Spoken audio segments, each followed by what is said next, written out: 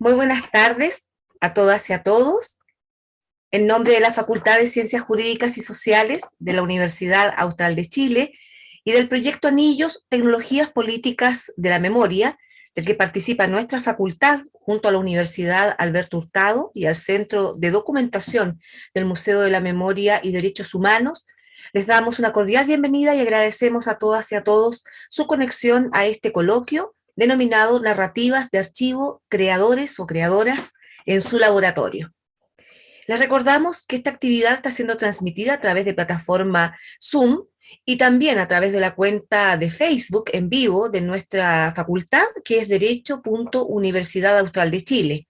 En Twitter y en YouTube, también en nuestras cuentas Derecho UH. Dejo con ustedes a continuación a la doctora Laura Latanzi, investigadora del equipo que ejecuta el proyecto Anillos, Tecnologías Políticas de la Memoria, Usos Contemporáneos y Apropiaciones de los Dispositivos de Registros de las Violaciones de los Derechos Humanos cometidos por la dictadura cívico-militar en Chile. Laura. Bien. Hola, buenas tardes a todos y todas y todes. Bien, estamos muy contentos de estar, aunque sea así virtualmente, con ustedes compartiendo esta conversación que vamos a tener hoy con Nona Fernández, y cuya entrevistadora va a ser una de las investigadoras de nuestro equipo, que es Antonia Torres.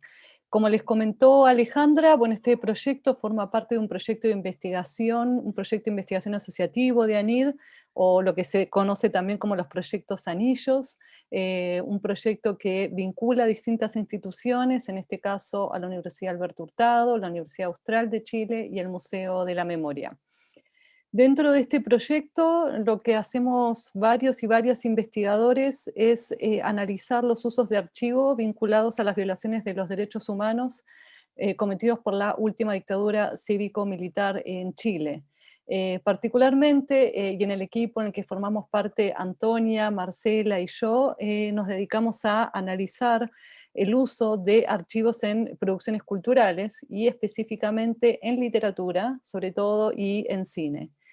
Así que teníamos muchas ganas de generar esta actividad donde nos proponemos conversar con distintos creadores y creadoras que efectivamente han utilizado documentos de archivo para hacer sus obras, para construir, para tejer, para montar y desmontar también esos documentos y crear nuevas obras. Así que, bueno, estamos muy contentos de contar en esta primera conversación con Nona Fernández. Esperamos tener unas otras conversaciones pronto. Ahí ya les vamos a estar mencionando. Bien, antes de darles el paso a Nona Fernández y Antonia Torres, también quiero dejarlos invitados a que dejen sus comentarios, sus preguntas, sus consultas en las redes sociales por las que se están transmitiendo, porque después de la conversación les vamos a estar haciendo llegar también estas preguntas a Nona. Así que para que ahí puedan dejar sus comentarios o sus consultas en las redes. Bien, voy a pasar más bien a presentar a nuestra invitada de hoy y dejar la conversación con Antonia para que después podamos retomar y abrir un poco las voces entre todos. Bien, bueno, Nona Fernández es actriz, escritora, guionista chilena, ha publicado novelas, Mapocho en el 2002, Avenida 10 de Julio el 2007, Fuensalida 2012, Space Invader 2013, Chilean Electric 2015 y La Dimensión Desconocida 2016. A lo que le sumo al listado que tengo preguntas frecuentes que recién leí, también de ella del 2020. También ha sido guionista de algunas teleseries chilenas, entre las que se destacan Secretos en el Jardín y Los Archivos de El Cardenal. También ha escrito y actuado en algunas de sus propias obras teatrales, como El Taller, ¿no? Ha sido reconocida con varios premios, entre los que se destaca el premio a Mejores Obras Literarias por su novela Chilean Electric, el premio Sor Juana Inés de la Cruz por La Dimensión Desconocida, y el premio Cálamo en la categoría Extraordinario por Mapocho. Bueno, ahí también nos interesa este perfil un poco de Nona que mezcla o ella trabaja tanto en el mundo audiovisual como en el mundo de la literatura y el mundo del teatro, así que yo creo que también sobre eso vamos a estar conversando un poquito. Y bueno, ella va a tener esta conversación en primer lugar con Antonia Torres, como les decía, que es parte integrante de nuestro equipo de investigación. Ella es escritora también, doctora en literatura, ha publicado varios libros de poesía, algunos cuentos y una novela. Ejerce la docencia y la investigación académica en ámbitos como la poesía y la narrativa chilena de postdictadura, los cruces entre el derecho y la literatura y los problemas de representación estética de la memoria. Es investigadora asociada de este proyecto Anillos y enseña literatura y escritura creativa en Valdivia. Así que bueno, sin más, las dejo a Antonia y Nona para retomar después en un ratito. Perfecto, ahí sí. Hola, Nona, buenas tardes, qué gusto de verte, al fin. Sí, Antonia, mucho gusto por fin de pillarnos, Antonia. ¿Cuánto Sí, tiempo? sí, Pandemia, revueltas sociales, viajes que no se concretan por la exactamente. vida, Hemos hecho varios intentos, pero ya lo estamos logrando, nos estamos acercando. por Yo lo quiero menos saludarte. virtualmente. Sí, Por lo menos algo es virtual. algo. Algo es algo. Yo quiero saludarte especialmente y agradecer la correctísima presentación que hizo Laura. Y ahí Laura es interesante porque ya tiró una línea de algo que para ella es importante. Ella justamente en nuestra línea de producción cultural trabaja la línea de lo audiovisual, de los productos culturales audiovisuales. Entonces yo creo que ella le llamó la atención justamente esa parte de tu perfil curricular. Pero antes de entrar en materia, yo solo quería hacer una mención bien significativa y me voy a salir un pelito del protocolo, recordando que hoy día justamente se cumplen 36 años del secuestro de José Manuel Parada, de Manuel Guerrero y de Santiago Natino. Me imagino que es un tema para todos aquí, justamente nos cruza y un tema sensible también para nuestro proyecto en particular. Así que, y pasó algo bien interesante que ahora me estaba entrando yo a este Zoom y alcanzo a pescar por ahí la noticia de que habían atentado contra el memorial de Guerrero para Enatino hoy día, hace 4 o 5 horas atrás, y la hermosa declaración que hizo Manuel Guerrero, a propósito, Manuel Guerrero hijo, me refiero, dice algo muy hermoso, dice, ¿no? Que aquellos que intentan borrar la memoria en alguna medida la están como subrayando, ¿no? Ni siquiera aquellos, ¿no? que te asesinaron o que quisieron que tu memoria y la de tus compañeros desapareciera, no hacen más que volver incluso a rendirte un homenaje y van a verte ahí, ¿no? A ese lugar. Claro. Hoy día de repente me di cuenta de que era esa fecha y dije, no puedo dejar de mencionarlo. Estábamos ahí. Y hay que agregarle también, Antonia, y hoy día es Sí. el día del joven combatiente, porque hoy día también, el mismo año, el mismo día, los hermanos Vergara Toledo fueron asesinados en Villa Francia por un comando de carabineros. Es loco, ¿no? Un día Sí. bien especial, bien especial. Sí, justamente que se cruzan tantas cosas, ¿no? Toda la razón. Qué bueno que hiciste mención a 2 fechas importantes para nosotros como tema y para el proyecto.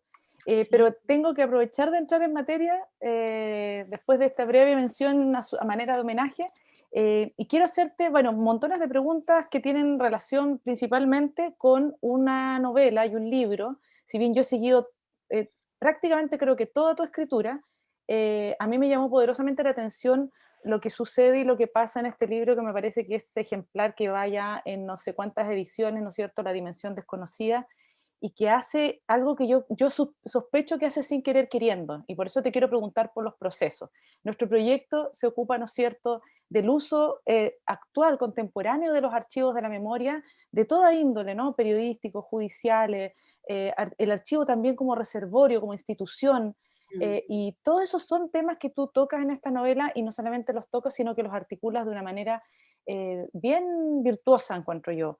Es sabido, ¿no es cierto?, desde los estudios culturales sobre todo, que la noción de historia clásica, ¿no es cierto?, tradicional, entra un poquito en cuestión en los últimos, diría yo, 30 años, 40 años. Es más, podríamos decir que en Europa, después de la Segunda Guerra Mundial, producto de las corrientes postmodernas en los 80, producto del postestructuralismo, el estatuto de objetividad y verdad es puesto en tensión. Claro. Y sumado a eso, ¿no es cierto? Y tú lo sabes mejor que yo como escritora de esos temas, sumado a eso hay también un problema de que la memoria o el recordar se vuelve un campo polémico, sobre todo cuando están los actores, víctimas y victimarios, ¿no es cierto?, vivos todavía, y ese campo lamentablemente queda como un campo fértil también para el negacionismo, ¿no es cierto?, para el olvido.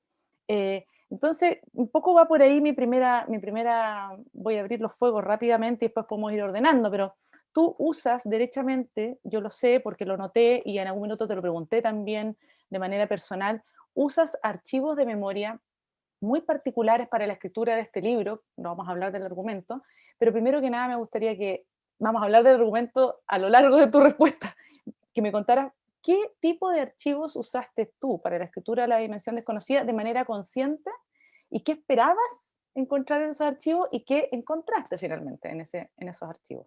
Sí, mira, es que voy a saludar primero, como que no Sí, saluda, saludamos a saluda. nadie. Sí, es verdad Llegamos, que nos estamos, pusimos a conversar. sí, es que Hola estamos a como solas todas. en apariencia, pero no estamos Exacto. solas, no Pero estamos entiendo solas. que hay gente aquí mirando, ¿no es cierto? No Sí. estamos solas. No, Entonces, no, nada, no, no. saludarles a todas, a todos, a todes, agradecer por supuesto la invitación, la instancia para estar conversando aquí sobre estos temas que son, por lo menos para mí, súper sabrosos. A mí, cuando la Antonia más o menos me contó de qué iba a ir la conversación, el tema de abrir la cocinería y conversar sobre los archivos, que han sido para mí una clave de escritura, no solamente en este libro, sino que en toda mi obra, es maravilloso, es lo que más me entretiene. Y respondiendo a tu pregunta, este libro nace de la gran cantidad de archivos que yo tenía de esta historia, esa es la verdad. No es que salía a la cacería, sino que ya se habían cruzado en mí muchos archivos. ¿Qué tipo de archivos?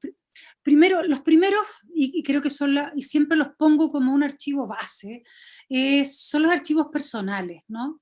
Reconocernos como sujetos de archivo, como sujetos de memoria. Somos sujetos de memoria, somos productores de memoria, por lo tanto somos un archivo.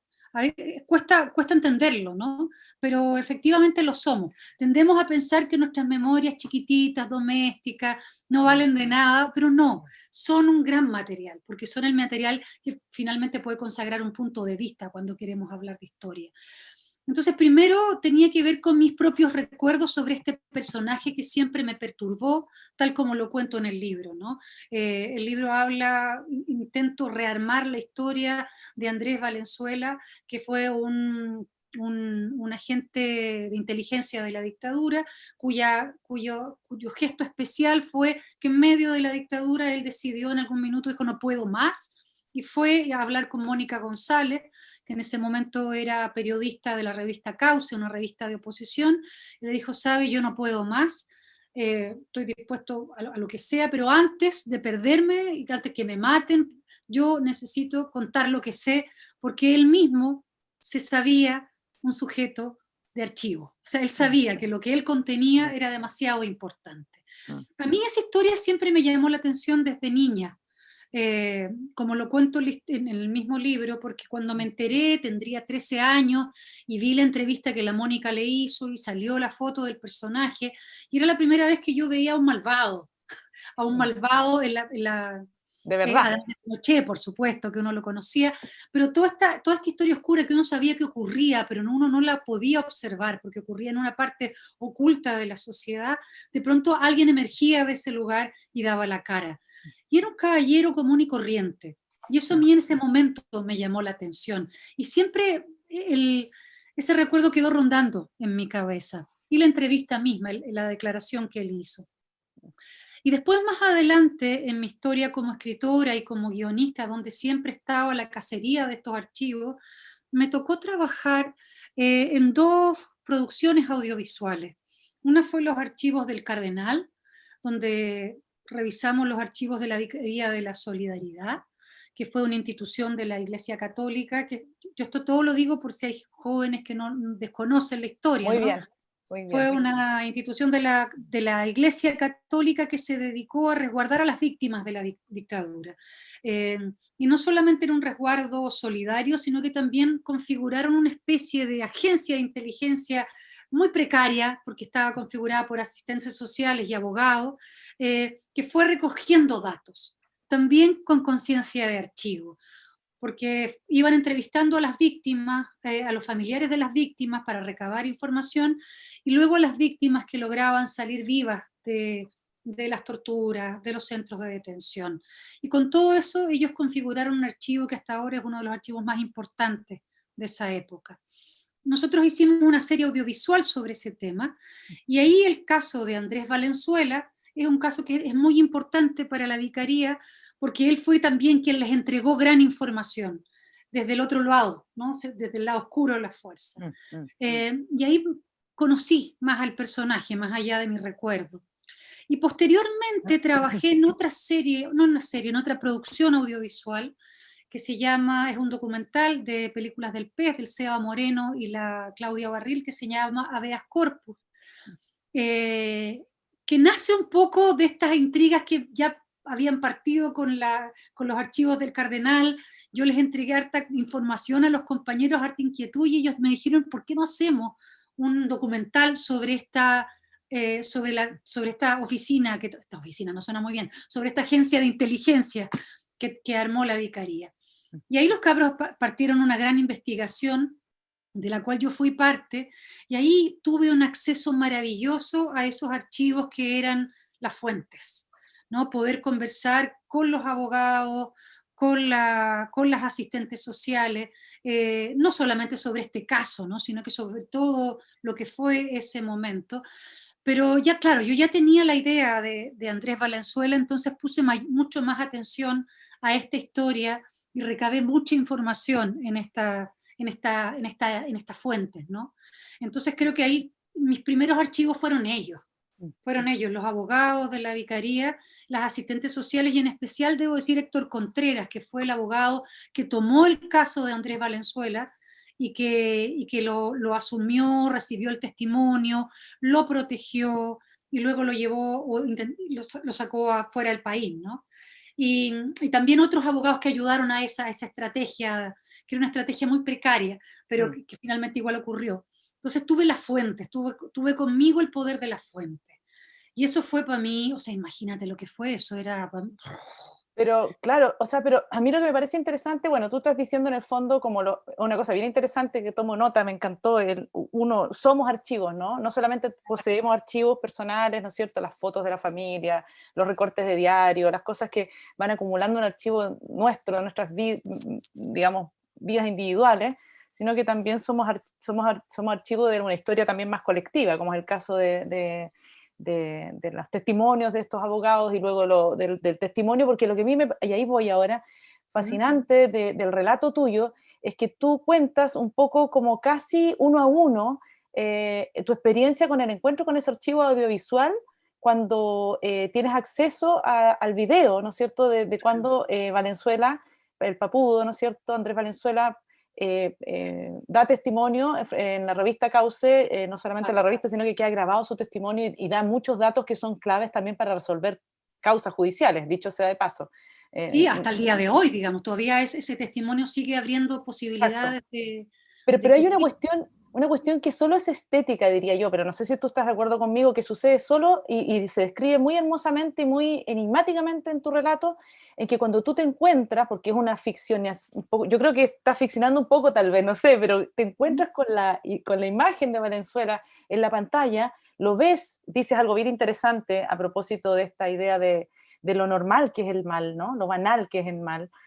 Dices que podría ser mi profesor de liceo, un señor cualquiera que entra, ¿no es cierto?, a la oficina de la Mónica González, pero dices que tu imagen se funde en un momento con la imagen de él, de ese otro en la pantalla. Y eso lo encuentro bien clave porque estás insinuando, sin decirlo, que el victimario somos nosotros mismos, o podría estar entre nosotros mismos, o se confunde con el yo y el otro se funden de alguna manera, ¿no? O sea, esa cosa como el villano...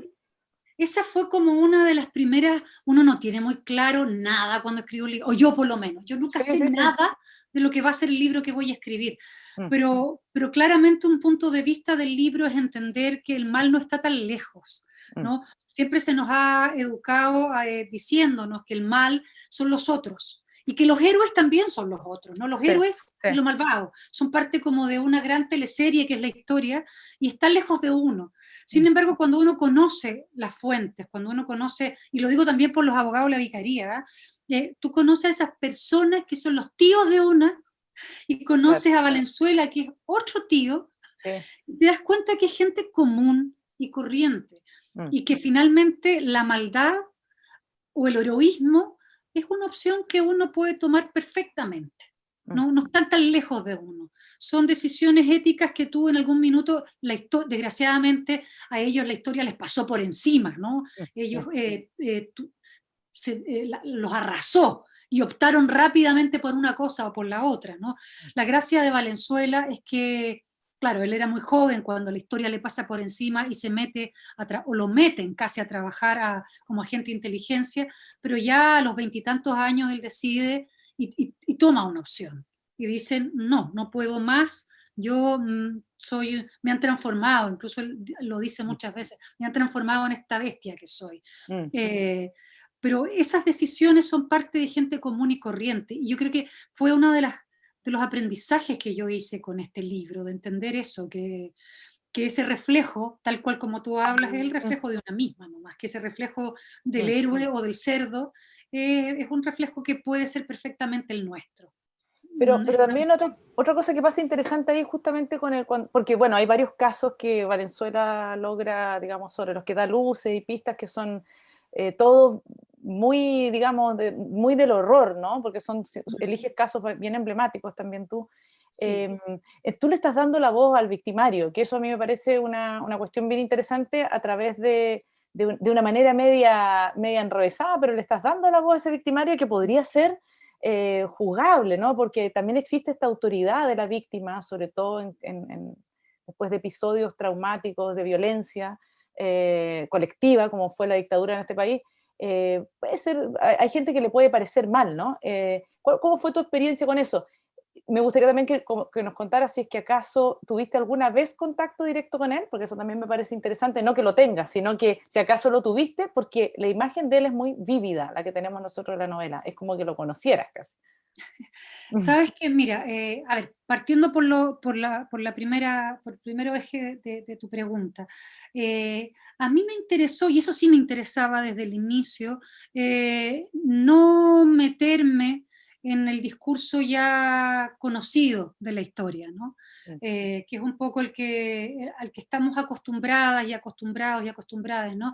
Que es la historia más bien clausurada del bien, del mal, de lo que ocurrió, esa historia que pasa tan lejos de nosotros, ¿no? Como si como si no hubiese habido sociedad civil que tuvo tanto que ver con lo que ocurrió también, ¿no? Y que reduce tanto, ¿no? Como que Exacto, como que reduce mucho, y te deja, y yo creo que te deja fuera de las lecturas, ¿no? Te reduce las lecturas y te, te- te clausura la actualidad de esa historia. Y yo creo que es el gran problema, como que no te deja observarla desde la actualidad porque es algo que ya ocurrió. Y ocurrió con esa mirada y con esa distancia de los buenos y los malos. A mí me interesaba reactualizar esa historia y reactualizarla desde el gris, no ya para limpiar la imagen de ningún victimario en ningún caso, ¿no? Por algo también elijo a un victimario que se da vuelta, o sea, que de alguna u otra manera entiende el gran cagazo en el que había estado, ¿no? Él lo entiende, digámoslo. El único que lo entendió en tiempos de dictadura, el resto lo empezó a entender después porque le ofrecen dinero, le ofrecen protección, hay pactos, estamos en democracia, está la justicia la pseudo justicia de por medio, ¿no? Pero este es un personaje que lo dio todo, o sea, estaba dispuesto a morir. Pero insisto, tenía conciencia de archivo y sabía que no podía con él morir el archivo que él contenía. Y por eso prefirió hablar antes. Como quiso hablar fue que la Mónica lo lleva a la vicaría y la vicaría decide sacarle toda la información con más herramientas de las que tenía la Mónica González como periodista y sacarlo del país, por supuesto, y protegerlo, porque la vicaría estaba por la vida, no iba a estar porque hubiese otro asesinato más, ¿no? Eso por un lado. Entonces a mí me interesaba meterme ahí en ese lugar incómodo. Creo que en general a mí me interesan los lugares incómodos porque para estar escribiendo sobre los lugares comunes yo creo que es una lata, ¿no? Por lo menos para mí, Entonces, son siempre esos los desafíos que uno va tomando, o que yo voy tomando. Eso por una parte. Y la otra parte, me olvidé cuál era la otra parte de la pregunta. Yo también me olvidé porque me empiezo a entretener lo que tú me dices, pero me parece que tiene que ver con eso, si acaso lo conocías, porque el retrato era Sí, muy vívido, entonces, no porque me interese, digamos, confirmar que lo conoces, sino que encuentro que es muy buena el uso que haces de ese archivo que es Valenzuela en lo audiovisual, porque lo que tú revisaste fueron sus declaraciones ante la... declaraciones, sí. ¿Cierto? Los recortes de cauce, la entrevista de la Mónica González, pero también revisaste el archivo audiovisual, o sea, hay varios archivos de Valenzuela que tú revisas. Sí, sí. A ver, mi primera intención, cuando uno parte un libro, uno siempre lanza algo como que puede ser una fantasía de libro, y la vas encontrando, simplemente la vas desechando, ¿no? Yo tenía la idea, con todo el material que ya tenía al comienzo, tenía esta gran cantidad de archivos de los abogados de la vicaría, había recopilado, como tú dices, todo el material audiovisual que había encontrado de él en el Canal 7, informes especiales que se hicieron, todo lo que existía. Me había logrado conectar con algunos documentalistas que en el extranjero habían tenido cierta conexión con él, porque él es un personaje que cuando se fue se escondió, ¿no es cierto? Sí. Pero yo tenía la fantasía de que el libro que yo tenía en la cabeza era un libro que apostaba por hacerle un llamado, y finalmente iba a ir, mi fantasía es que iba a pedir un ventanilla abierta, y este libro iba a terminar con mi cita tete a tete con Valenzuela, ¿no? En Francia. Por supuesto, financiada por el Estado de Chile. Porque, muy bien, yo habría hecho lo mismo. Esa era mi idea. Pero en la medida en que fui investigando, ya no solamente, porque hay dos procesos de investigación. Uno tiene que ver con todo lo que uno lee, con todo lo que uno va archivando. Y después, para mí, el otro proceso de investigación es la escritura, que es cómo pasa por mí ese material, ¿no?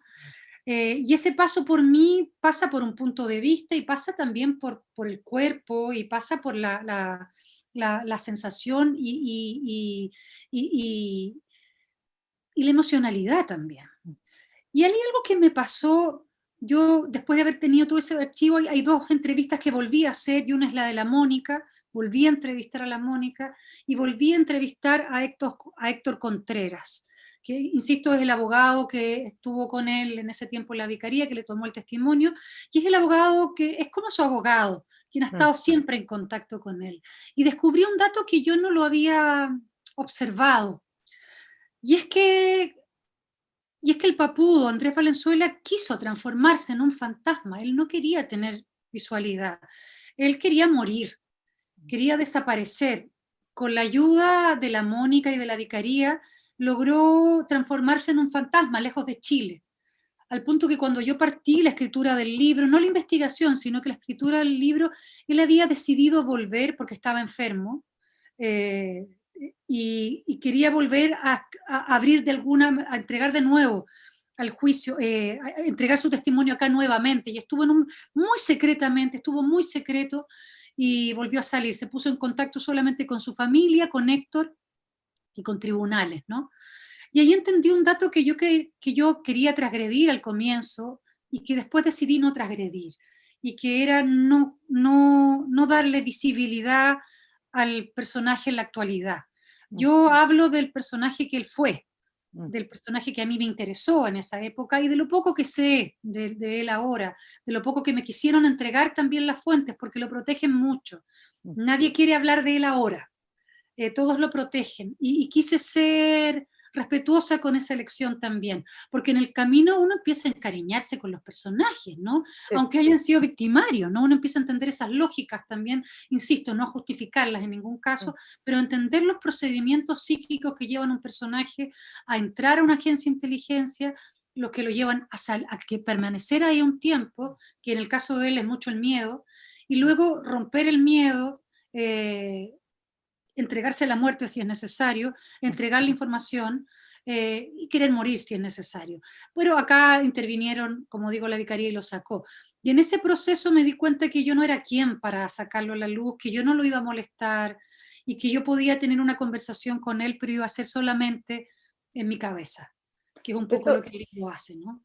Esto que estás diciendo tú tiene montones de símiles con otros libros, algunos que hemos estudiado en el proyecto también, por ejemplo, Monte Maravilla de Miguel Laferte, en donde también ahí hay un victimario que aparece, o sea, perdón, una víctima, aquí es al revés, una víctima que aparece frente a sus victimarios, también ya convertido en un fantasma. No voy a contar la novela para que la lean, pero también está la idea del fantasma, en algunas poéticas, digamos, de obras como la de Bruno Vidal o la de José Ángel Cuevas, también aparece esta idea del sujeto que la dictadura lo transforma, que lo deja como, ¿no? Como, es muy interesante lo que tú dices, como esta idea de el Papú ya como un fantasma. Pero quisiera dos preguntas si es que alcanzo todavía. Una, tú tienes una perspectiva, creo yo, también crítica con las memorias institucionalizadas. Por ejemplo, hay un par de escenas, ¿no es cierto?, que tú haces, y yo creo que tiene que ver con esa perspectiva tuya de usar el archivo también en términos de una apertura y no de una clausura, de una memoria que está siempre como reinvocándose desde un presente que cambia y que no es que se desdiga ni se contradiga, sino que se enriquece, creo yo, ¿no? Esa memoria que está pensándose. Entonces tú tienes una perspectiva que a mí me interesó mucho. Por ejemplo, a ver si nos puedes contar, hay una escena que tú describes en el Museo de la Memoria. Nosotros como proyecto estamos articulados con el Museo de la Memoria, trabajamos con la sección de documentación, con una colega, la María Luisa Ortiz, a quien valoramos y queremos mucho, un importante aporte, pero eso no quita que un proyecto académico sea crítico, ¿no? Con todos esos asuntos. Claro. Es muy interesante esa escena, a ver si nos puedes contar un poco de qué va y por qué Sí. la pusiste ahí, en el museo, en la del museo. Sí, sí, sí. Yo ¿Qué también quiero tan? expresar, yo he tenido siempre mis pololeos con el Museo de la Memoria, porque, y lo quiero dejar aquí, siempre lo digo, siempre me gusta, cada vez que entro en este tema, lo digo, porque yo soy una gran defensora o una gran fan del Museo de la Memoria en muchos sentidos y sobre todo de cada una y de cada uno de los trabajadores del Museo de la Memoria, porque además, debo decir, han nutrido todos mis trabajos. Yo ahora no lo mencioné, pero estos documentales que yo hablo, pequeñitos, que son muy de cacería, están en el Museo de la Memoria. Los Sí, encuentro allí y luego yo hago mi propia cacería y busco a los documentalistas, entablo conversaciones, tengo acceso a otros archivos de esos documentales, pero mi primera fuente también en muchos de mis trabajos es el Museo de la Memoria, porque creo que en este momento es el gran archivo de memoria que tenemos en relación a nuestra memoria reciente, a nuestro archivo reciente, ¿no? Yo soy crítica por algunas. ¿Por qué? Porque siento que la curatoría del museo, más allá del archivo, la curatoría, lo que se muestra, es muy concertacionista, ¿no? Y yo no soy concertacionista, yo soy muy anticoncertacionista, lo digo sin ningún problema. Entonces creo que esa lectura, esa curatoría que ellos han desplazado ahí, a mí me deja insatisfecha, completamente insatisfecha. El directorio del Museo de la Memoria también no lo entiendo, lo digo aquí derechamente, no lo entiendo, porque tiene una lógica muy concertacionista. ¿Cierto? La de los acuerdos, la de la medida de lo posible, la de no herir susceptibilidades, y eso implica también hoyos en la memoria, eso implica sesgos en la memoria. Ahora, debo decir que es una crítica que podría uno hacer a cualquier museo. sí. En términos de recuerdo, porque claro, quienes militamos la memoria y quienes sabemos que la memoria es un verbo activo, ¿no? Es algo que se tiene que estar constantemente actualizando, es difícil, la idea del museo ya es difícil, la idea Sí, de curatoriarla es es, es, problemática. Sí, es muy problemática, es casi como sí, una contradicción, es te una metes en contradicción. problemas de partida. Exacto, es Claro, una porque contradicción. son recortes y excluyes, incluyes, con qué lógica, qué dejas dentro, qué pones. Es que a mí me gustaba mucho la escena porque en el fondo apelaba un poco, por un lado, a la comercialización de la memoria, como Claro, había como una cosa muy sutil, ¿no? Porque tú también eres escritora literaria, aunque hayas hecho un trabajo, o sea, yo creo que esto es una novela de no ficción, pero es una novela. Entonces claro. también ahí está esa sutileza tuya de decir, bueno, la taza o la cafetería, no recuerdo bien la escena, pero también que aparecen madres de detenidos desaparecidos en una especie, o no me acuerdo, no me acuerdo si eran madres de detenidos desaparecidos o era otro grupo de alguna subalternidad de la memoria, como que no estaba tan incluida en ese relato del museo, que me parecía súper interesante, o sea, estoy de Claro, acuerdo. y ahí también, y eso lo podemos practicar en todo, no solamente para el museo, como en el fondo todo lo que coapta el mercado, ¿no? Justamente ayer tenía una charla sobre feminismo y hablábamos justamente de eso, cómo el mercado es tan todo lo transforma en mercado, es impresionante. Y la memoria sin duda también ha pasado por eso, ¿no? La moda de la memoria. Bueno, también el libro fue escrito muy a la sombra de la celebración de los 40 años del golpe, que fue como que de pronto se destapó la olla y todos tenían algo que decir al respecto, todos tenían una nueva escritura, una nueva chapita, una nueva charla. Y claro, tú dices, durante tanto, es como que de pronto nos dieron permiso para recordar todas las series de televisión, todo se volvió memoria. Y cuando todo se vuelve memoria, lo sabemos, nada se vuelve memoria.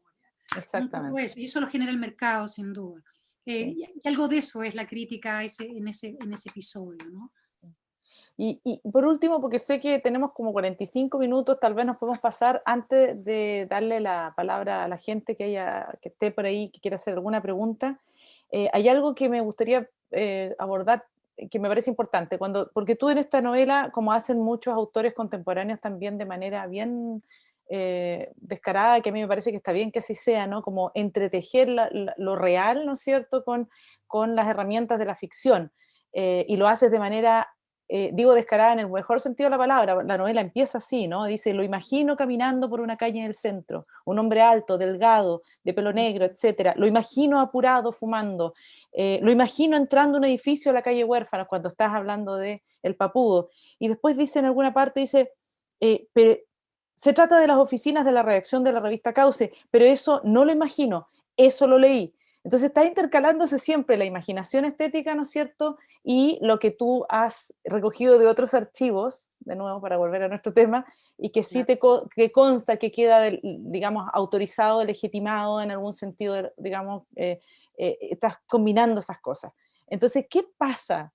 ¿Cuál es el resultado de ese experimento tan delicado que es tu imaginación estética, ¿no es cierto?, y los materiales de lo real, ¿no? ¿Cuál sería, cómo podrías evaluar tu experiencia en este libro, por ejemplo? Sí, para mí fue un gran aprendizaje porque, como te decía, yo tenía mucho material de esta historia, tenía mucho material, y un material que yo sentía que no se había terminado de entrecruzar incluso no solamente en la ficción literaria, sino que como que en la historia, el Papudo, el caso de Goyados, ¿cachai? Era como todo un entrecruz, y además que, bueno, quien haya leído la novela también sabe que eso se entrecruza con mi propia historia personal también, Claro. por un dato aparte, digamos, casual. Entonces, era mucho lo que yo tenía, y a tal punto, y me parecía tan interesante, debo decirlo, lo que la Vicaría había hecho con este personaje, en esta estrategia muy, muy casera y muy mediocre, debo decirlo, para sacarlo, era como peliculera al peo. Perdón, el espacio Sí. publicitario. No. Era muy así, ¿cachai? Dale. Cuando yo escuchaba a todos los abogados contándome esto, lo encontraba hermoso, porque era de una precariedad emocionante. Entonces yo decía, esto es una gran historia, esto es una gran historia, y yo incluso la primera idea dije, esto debe ser una ficción, donde yo pueda ficcionar poniendo a estos personajes haciendo todo esto, porque todo era como insisto, como una novela de John le Carré, de espías que se dan vuelta y de agentes que sacan a uno. Me parecía que yo podía hacer algo así, que siempre ha sido como una fantasía. Pero esa era mi idea con los materiales, cuando tenía casi la gran cantidad de los archivos. Pero después, en esta segunda etapa de la que yo te hablaba, cuando la investigación baja al cuerpo, al punto de vista y a la emocionalidad también, descubrí que era tan delicado lo que yo tenía ahí, era tan delicado por las víctimas, por los abogados, por los asistentes sociales. Había tanta humanidad dando vuelta que yo habría sido muy, ¿cómo decirlo?, muy egótica si hubiese puesto ficción ahí.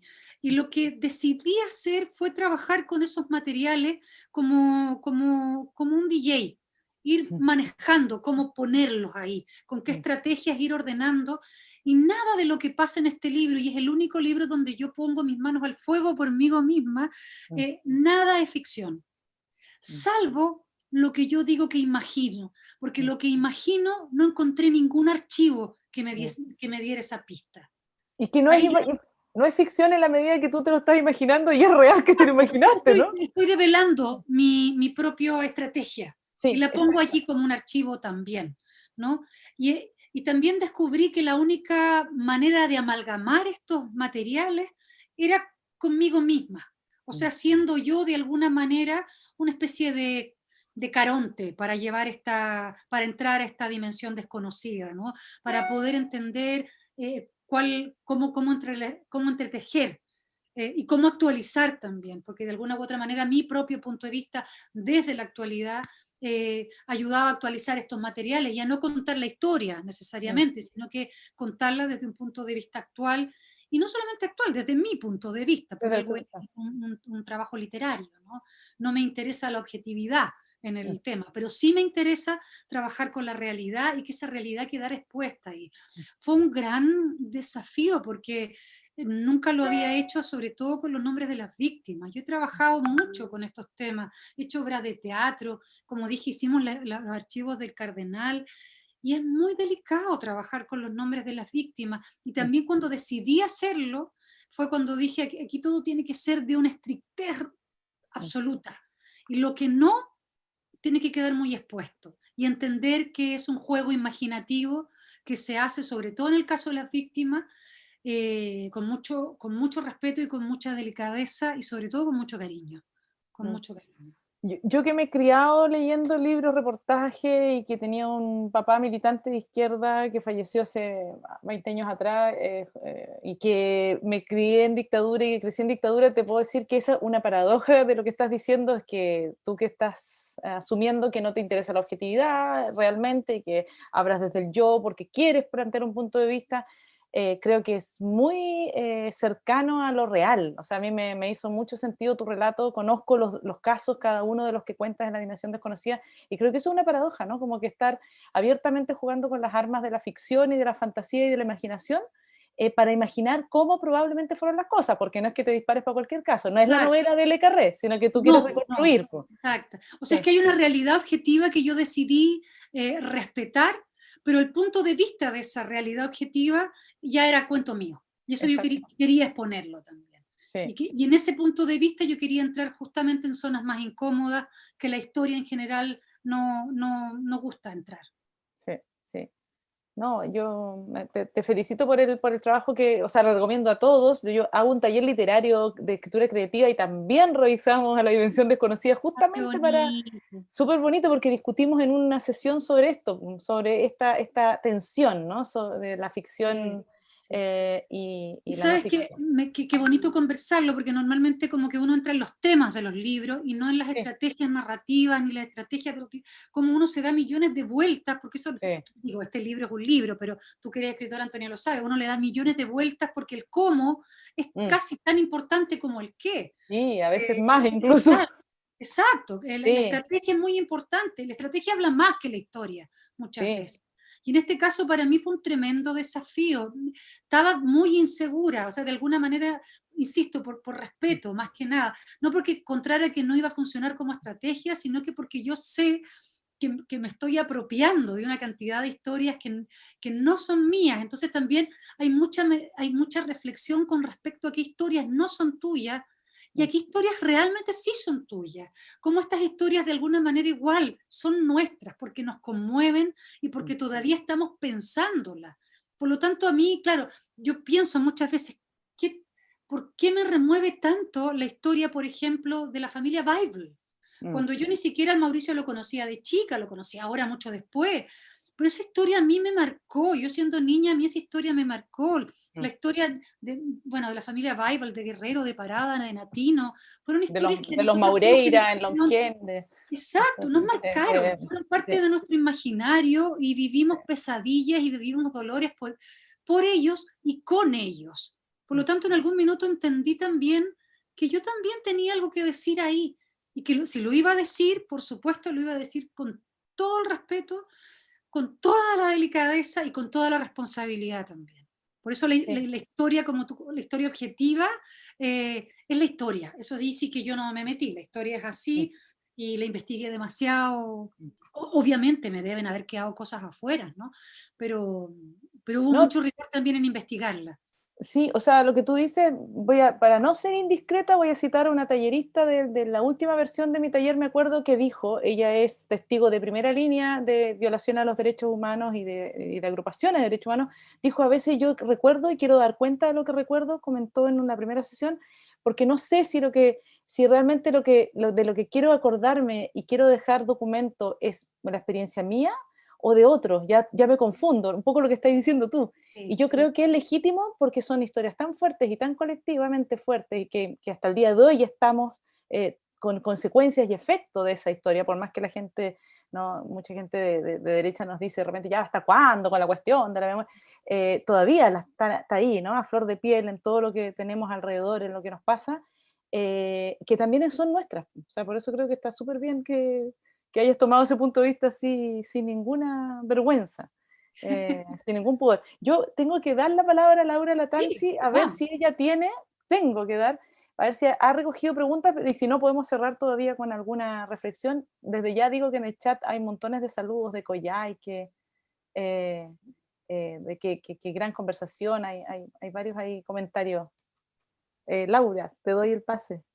Bueno, según lo que me dicen, no hay saludos y felicitaciones, no hay ninguna pregunta parecida particular, pueden todavía dejarla, pero bueno, voy a aprovechar quizás yo para hacer alguna pregunta. Bueno, primero quería, ya que estaba, porque lo terminé de leer recién y me anoté una cosita y por lo que hablaban quería leer una frase que está y de paso también para promocionar tu último libro de preguntas frecuentes, que lo disfruté mucho leyéndolo, sobre todo, bueno, para leer incluso ahora, en esta época de cuarentena, pero en un momento dice en el libro, ¿no? Dice, lo que quiero decir a modo de advertencia es que es que hay más olvido que recuerdo. Aunque intente reconstruir con la mayor precisión posible, quizás lo que escriba no tenga nada que ver con lo que pasó, o con lo que me contaste que pasó, o con lo que recordabas que había pasado. Posiblemente la memoria termine siendo en gran parte un puro invento. Yo recuerdo a goteras. Una gota llama a la otra y a veces la llave se abre.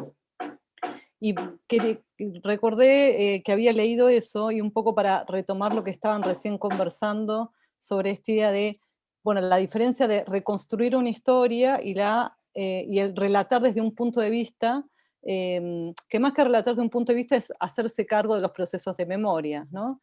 Entonces, frente a la idea de la reconstrucción de una historia objetiva, clausurada, como también hablabas al inicio, frente a estos relatos de memoria, un poco pasaría también por hacerse cargo de el lugar de uno, de una, por hacerse cargo de las zonas grises, por hacerse cargo de los olvidos, por hacerse cargo de cómo procesa uno toda la información también, como tú comentabas, a la que uno y una va accediendo.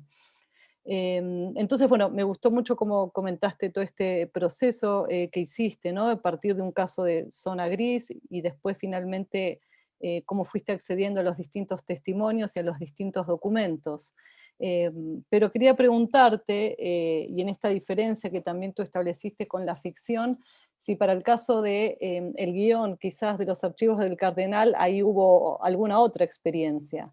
Pensando o con el prejuicio, ¿no? No es que eso suceda así, porque también siempre hay puntos de vista, también hay zonas grises, pero pensando que ahí uno pareciera que tiene que respetar ciertos códigos de la ficción. Y cuando digo códigos de la ficción, no necesariamente una reconstrucción tan verídica de los hechos, pero sí ajustándose incluso a códigos que tienen que ver con los códigos del audiovisual, ¿no? Del policial, como tú mencionabas, o los códigos de la serie, del espectáculo, de la televisión, y de la reconstrucción histórica, ¿no? Y de los relatos históricos también. Entonces, si querías comentar un poco en relación a esas posibles diferencias. Sí, yo creo que las diferencias son abismantes. Digo, porque cuando uno trabaja, en este caso la serie Los Archivos del Cardenal, es una serie que tiene un origen muy bonito, porque la compañera que me invitó al origen de este proyecto, la Josefina Fernández, que es la autora de la idea, la José es hija de un abogado de la vicaría. Entonces ella siempre, esta historia de su padre, de la que fue testigo siendo niña, le llamó mucho la atención y siempre, y ella es guionista de televisión y todo, y le llamaba y quería hacer un proyecto con esto. Pero la tele es la tele, o sea, la tele es una industria del entertainment, o sea, es una industria cooptada por el mercado, por lo demás. Por lo tanto, si tú quieres hacer algo ahí, tienes que tener súper claro que te vas a meter ahí. por lo tanto las sutilezas no son muy grandes y tienes que entrar en un formato, en ciertos códigos, como tú dices, y ahí nosotros fuimos, claro, el proyecto fue cada vez entendiendo más esos códigos hasta que se pudo realizar, ¿no? Y entramos en la lógica que esto iba a ser, dijimos ya, esto va a ser como los Expedientes Secretos X, no sé si ustedes vieron esa serie, ¿cierto? Iba a ser un abogado y un asistente social, y ellos iban a ser la pareja que por supuesto tenía que enamorarse, y que iba a estar capítulo a capítulo enfrentado a un archivo. El gran desafío que teníamos, que fue un desafío que la verdad, por ser verídico, nos arrojaba la realidad, es que cada capítulo, cada archivo, la vicaría, nunca llegaban a nada. La gente, o sea, la vicaría no se lograba salvar a la gente. El caso del Papú es un caso muy especial, pero en general la vicaría hacía sus mejores intentos y lo que lograban era recabar información, pero no salvar a la gente. Era un gran problema que teníamos. Eso por una parte. Entonces ahí teníamos que trucar un poco la realidad, a veces se salvaban, a veces no se salvaban, porque para la tele tú tienes que concluir en algo y no puedes ser todo pesimista, ¿me entiendes? O sea, había millones de cosas que teníamos que elaborar. Entonces ahí tomamos una decisión que es muy distinta a la decisión que yo tomé cuando hice el libro, por ejemplo. Ahí nosotros dijimos, aquí nadie es quien es. Aquí todo es inspiración y esto va a ser una serie de ficción, completamente de ficción, inspirada en casos reales, pero inspirada. Por lo tanto, nadie era nadie. Porque si alguien era alguien, era transgredir completamente, era justamente transgredir esas zonas de delicadeza y de cuidado que no podíamos hacer. Entonces se declaró como una gran ficción y tomamos esos ejes y jugamos con esos ejes en los códigos que la televisión nos permitía. Eso fue lo que se hizo. Y ahí tuvimos una investigación muy grande que de hecho no la asumimos nosotros como guionistas, la asumió un equipo. Y teníamos ahí una gran cantidad de casos, íbamos eligiendo cada caso, cuáles podían funcionar, cuáles no. Un trabajo súper interesante para mí, pero sin duda que ahí yo creo que quedé con muchas reflexiones con respecto a lo que realmente se podía hacer de manera más contundente, quizá en otras plataformas como la literatura sí lo permiten, ¿no? Y como la autoría personal también. Imagínate tú que en una serie televisiva uno tiene que tener la aprobación, si digo 100 personas es poco, es poco. Entonces hay que dejar contento a mucha gente. Y ahí las autorías se van disolviendo, se van ampliando, se van volviendo cada vez más líquidas. Laura, yo no sé si alcanzas a recoger un par de preguntas que aparecieron ahora mientras ustedes hablaban, o tal vez una al menos. Hay alguien por ahí que pregunta Sí, por varias en realidad. acá hay una que me llega, no sé si es por este canal, que dice, justo hoy, de María Teresa, dice, Sí, por justo hoy ejemplo. leímos el epílogo que escribiste a Mapocho en el 2018, en el que aludes al asesinato de Catrillanca. Terminás ese epílogo diciendo que la novela puede servir para romper los diques de contención. Y ahí pregunta, ¿qué rol le asignas al relato de la memoria como factor que construye historia y no solo la documenta? Yo creo que para mí la literatura me ayuda a ese ejercicio de actualización de la memoria, que es un poco el que he estado planteando desde el inicio, porque son mis propias reflexiones. Los libros, yo que soy un poco pegada con el tema de la memoria, porque hay otras autorías que no cruzan este tema, sin duda. A mí me ha cruzado, creo que es la razón por la que me puse a escribir también.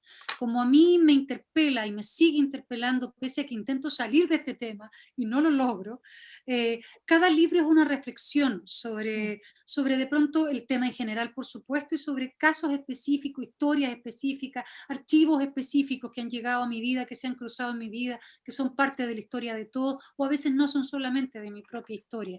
Y la literatura tiene ese rol, para mí, de actualizar y de otorgarle un punto de vista, porque el archivo solo no tiene punto de vista. El archivo es objetivo. Es lo mismo que una fotografía, ese clásico ejercicio que hacemos muchas veces de poner una fotografía y qué historia puede salir de esa fotografía. El archivo también tiene algo de eso. el punto de vista es fundamental. Y para mí, que soy escritora, no soy cineasta, no soy pintora, no hago otras cosas, para mí la literatura es ese espacio donde yo puedo hacer una reflexión con un punto de vista que va a ser mi propio punto de vista sobre eso. Y en relación a ese mismo prólogo del que hablan o que aluden, también creo que hay algo de activismo en el ejercicio de la escritura, por lo menos para mí. No digo que la escritura tenga que tener ese ejercicio. Para mí la escritura es parte de un ejercicio de activismo. Para mí la escritura tiene que ver con lograr, no con lograr, con intentar sacudir un poco el status quo, con intentar romper esos diques de contención. Acá otra pregunta un poco sobre los archivos judiciales de Daniela. Dice, bueno, felicitaciones por la conversación. A propósito de las referencias que hizo Nona Fernández a la relevancia como fuente de los archivos jurídicos de la Vicaría y de sus conversaciones con abogados que trabajaron en ella por el uso de los archivos judiciales de expedientes y sentencias de procesos reabiertos o iniciados en democracia, especialmente en la última década. Me parece que hasta ahora es menos frecuente el trabajo con esos archivos, salvo algunas excepciones como el documental Las Cruces, ¿no? Y pregunta si tienes alguna experiencia de trabajo con ellos, con estos documentos que son más jurídicos o más vinculados estrictamente a los casos judiciales. Sí, he trabajado, pero he trabajado proyectos que no han sido, que no he terminado, sobre todo en términos audiovisuales. Hemos seguido trabajando, observando algunos casos. Bueno, eso es, la observancia de esos casos, cuando uno tiene acceso a esos archivos jurídicos, hoy es maravilloso también, ¿eh? Eso es como, a quien gusta del registro de archivos es muy, muy, muy interesante. Pero no he llegado a puerto, esa es la verdad, no he llegado a puerto con nada. Y, en eso estoy, digamos, no ha ocurrido. Pero son materiales, o sea, incluso, claro, uno siempre como que, en mi caso, siempre intento cuando siempre voy por algo. No hago una revisión de archivos voy porque tengo un objetivo muy claro, que es un trabajo específico, y ahí los observo. Y ese trabajo llega a su puerto o no llega a puerto. Pero creo que algo que no debiese, a quienes les gusta, ¿no? Ese ejercicio como cuando uno relee materiales por releerlos, creo que tener acceso a eso es delicioso. Es realmente entretenido, muy entretenido. No sé si entretenido es la palabra, pero es muy excitante. Sí. Fértil, ¿no? Sí, También, sí. lleno de aristas posibles. Claro, y los lenguajes también con los que son establecidos esos archivos, eso también es muy interesante. El archivo judicial tiene un lenguaje específico que uno aprende a leer también. No sé, Laura, ¿sí? ¿Tú quieres recoger Hago una pregunta más que llega de Yasmín, que dice felicitaciones, y ella se pregunta y se me inquieta, ¿cómo se reconstruye en Chile una memoria tan triturada por la edición periodística? Desde la hegemonía se entiende desde el oligopolio imperturbable. ¿Qué nos queda? ¿Solamente la literatura, la ficción, la investigación? Dice, por eso aplaudo el trabajo de Nona Fernández. Dice, no obstante, ¿cómo apelar a una memoria más abierta? Sí, qué difícil, ¿no? Yo creo que es el camino, es el trabajo en el que estamos. Claro, pero yo creo que en Chile existen grandes memorialistas, ¿no? O sea, digo, grandes autores y autoras que no solamente en el ámbito literario, sobre todo en el documental, yo debo decir que creo que el documental chileno, hay una generación de documentalistas chilenos que han hecho un trabajo maravilloso en relación a la memoria reciente. Yo he tenido, como he sido guionista también de algunos de esos documentales, he tenido el privilegio de entrar como a la cocinería de algunos, de ser, ¿cómo se dice?, asesora de algunos guiones, de poder ver cómo se van cocinando esos materiales que muchas veces, o la gran cantidad de veces, están cruzados por las vidas de los mismos documentalistas. Yo creo que ahí Pato Guzmán ha sido un gran maestro para esta generación, y creo de verdad que quien quiere entrar de lleno a intentar construir esas fisuras o esas grietas, entrar por las grietas de la historia, el mundo del documentalismo chileno es un gran archivo para entrar. Yo lo recomiendo puramente. Y claro, lo que plantea ahí la compañera es el gran desafío que seguimos teniendo acá. reconstituir esa memoria, porque también, sobre todo en el proceso histórico que estamos ahora, yo también lo veo desde ese lugar, ¿no? Estamos en un momento de refundación completa, ¿no?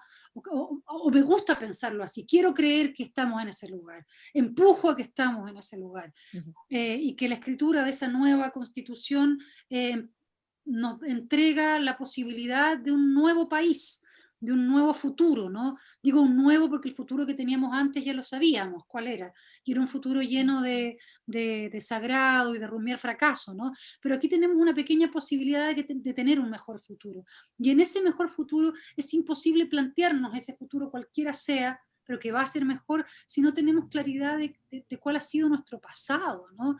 Si no sabemos quiénes son, si no sacamos a esos que fueron, no los sacamos derechamente del escenario político, por ejemplo.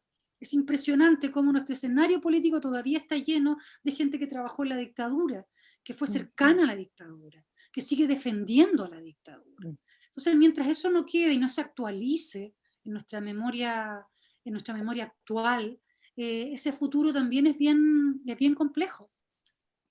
Por eso yo apelo a que esta escritura de la nueva Constitución va a ser una escritura que tiene que estar cargada de memoria también, donde se garantice nuestra memoria como un derecho fundamental, ¿no?